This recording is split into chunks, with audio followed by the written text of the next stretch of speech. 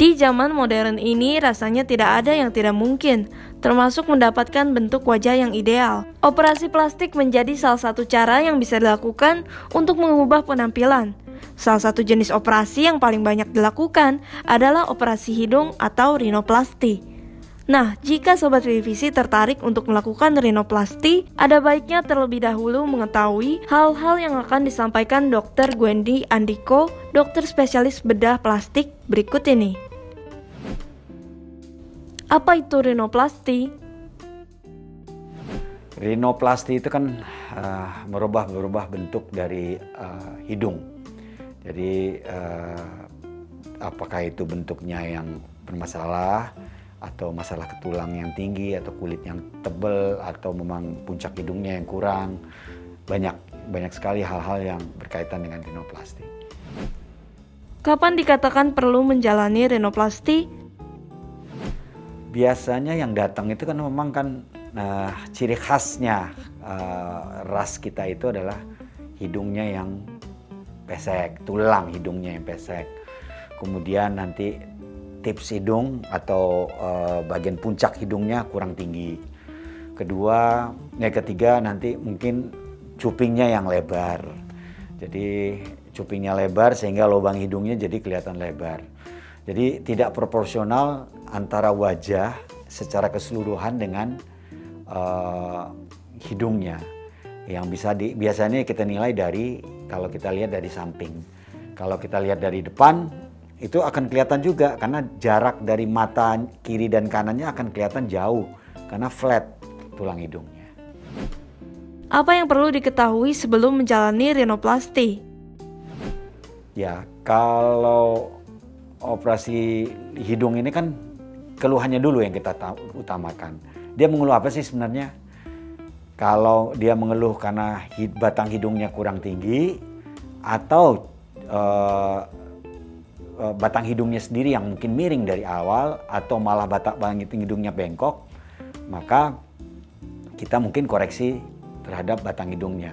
Tapi tentu tidak terpisah bahwa dia adalah satu kesatuan dengan bagian puncak dari hidungnya. Kadang-kadang batang hidungnya tinggi tapi puncaknya tebal misalnya, ya kayak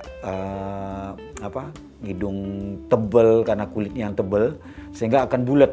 Nah, kalau bulat artinya ya, itu harus dikoreksi karena memang dia mau menginginkan bentuk hidungnya proporsional. Tapi kadang-kadang dia datang itu dengan memperlihatkan gambar atau foto-foto orang lain yang mau seperti yang dia inginkan.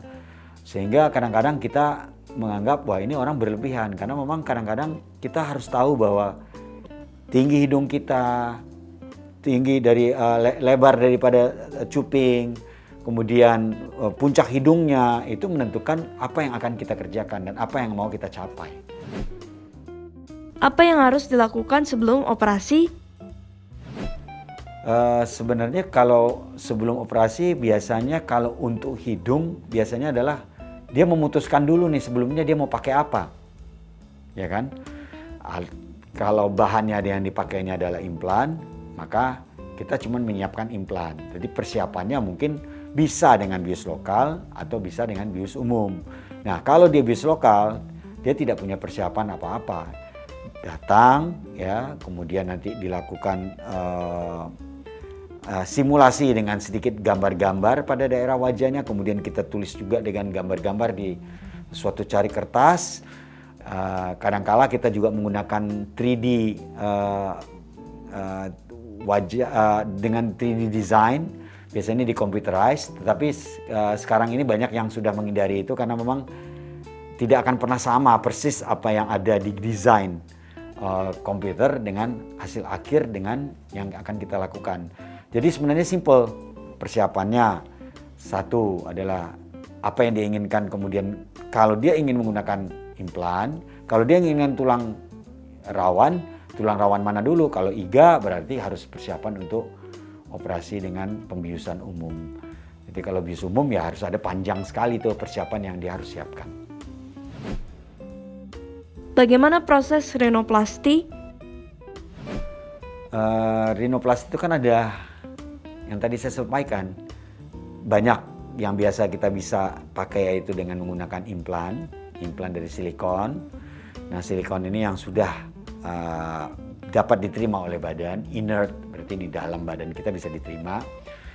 Kemudian ada yang menggunakan zat kimia lain, yaitu merupakan filler. Filler yaitu hanya menyuntikkan zat kimia masuk ke dalam hidung yang nanti akan diserap oleh badan dalam waktu sampai 6 bulan sampai setahun lah ya. Kira-kira reaksinya berbeda-beda setiap orang. Nah, ada lagi yang menggunakan dari badan yang lain, yaitu bisa kita menggunakan tulang rawan. Tulang rawan itu bisa kita ambil dari tulang rawan telinga atau tulang rawan yang di dalam rongga hidung itu ada yang namanya septum, belah di tengah-tengah. Itu tulang rawannya bisa dipakai untuk menunjang supaya lebih tinggi. Tapi ada juga yang kita biasanya sekarang lebih populer itu menggunakan tulang iga. Kita ambil di iga antara 6 dan 7. Nah, itu tulang rawannya bisa dalam bentuk utuh kita masukkan atau dalam bentuk yang sudah dihancurkan yang disebut dengan dice cartilage.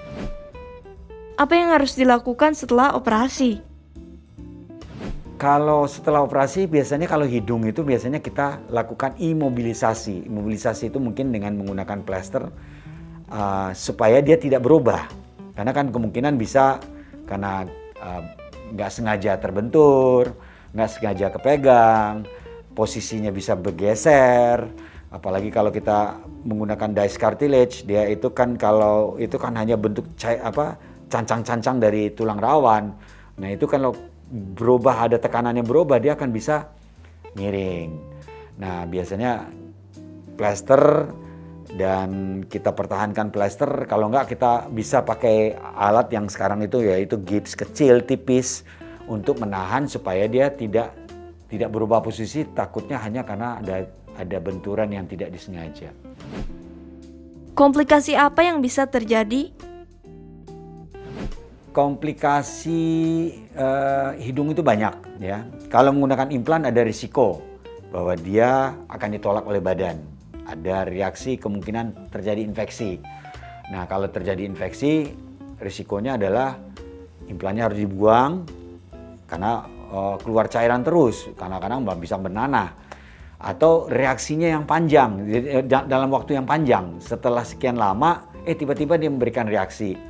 Nah, yang paling sering itu adalah reaksi yang lama itu karena memang di tips hidung tajam ini, yang paling ujung ini, saking pasiennya ingin tinggi sekali, ngikutin dari yang dikirimkan fotonya, dan dokternya juga mengikuti kemauannya si pasien, maka ada risiko bahwa ujung hidungnya bisa menjadi tipis dan kemudian bisa jebol.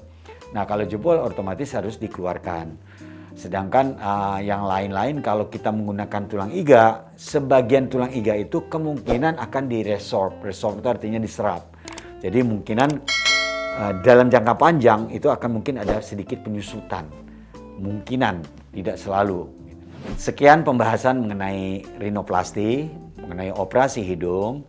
Saya Dr. Gwendi Aniko, SPBPRE, konsultan bedah mikro.